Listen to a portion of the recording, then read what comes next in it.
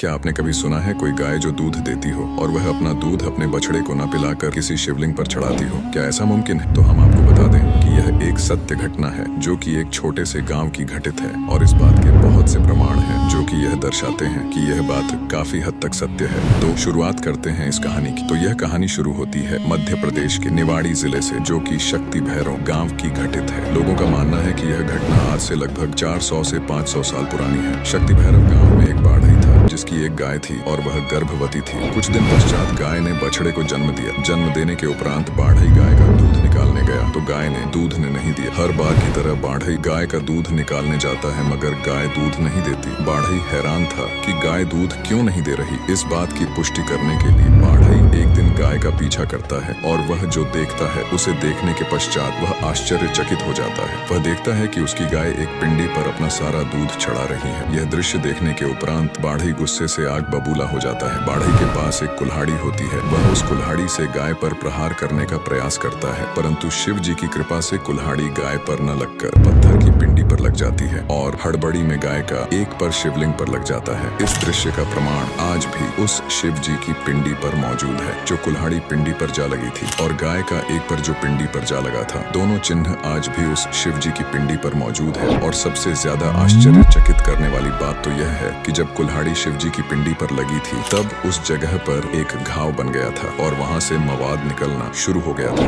यह दृश्य देखने के बाद बाढ़ई बहुत डर चुका था। वह भागकर गांव वालों के पास जाता है और सारा सच गांव वालों को बता देता है। यह सारी वाकया सुनकर गांव वाले भी हैरान हो गए थे क्योंकि गांव वालों ने न कभी ऐसा सुना था और न कभी देखा था। फिर गांव वालों ने यह बात वहाँ के पंडित जी को बताई और अपनी गलती की क्षमा मांगी। फिर पंडित जी ने इसका समाधान किया। पंडित जी ने उन गांवों पर घी के फुहारे रखे और उन गांवों को ठीक किया। पंडित जी ने बताया कि यह मामूली पत्थर नहीं है बल्कि यह एक शिव जी की पिंडी है। और फिर गांव वालों ने मिलकर वहाँ पर एक शिव जी का मंदिर बनवाया, वहाँ पर कन्या भोग करवाया और भंडारा भी करवाया। कहते हैं कि तब से गांव में आज तक कभी भी सूखा नहीं पड़ती है और न ही कभी भी पानी का स्तर कम हुआ है। और गांव वालों के लोगों की तो ऐसी मान्यता भी है कि जब भी कोई बड़ी विपदा या भारी संकट आता है तो शिव जी उस बला को अपने ऊपर ले लेते हैं और गांव वालों की रक्षा करते हैं। आज भी वह शिवलिंग मंदिर में स्थित है और हर महाशिवरात्रि को कावड़ यात्रा निकाली जाती है। इस अवसर पर गांव में मेला लगता है और महाशिवरात्रि के आखिरी के 2-3 दिनों में